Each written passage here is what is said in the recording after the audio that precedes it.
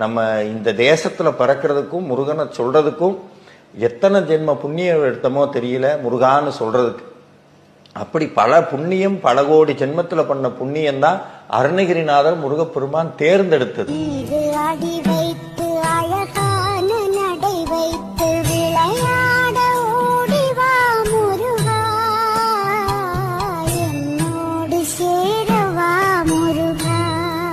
பணம் பதவி தேவையில்லை, பொன்பொருளும் நாடவில்லை, முருகாவும் அருள் போதுமே. உயிர் வாழுகின்ற காலம் எல்லாம் மாளிகையில் நாட்டமில்லை, குமராவும் நிழல் போதுமே, குமராவும் நிழல் போதுமே.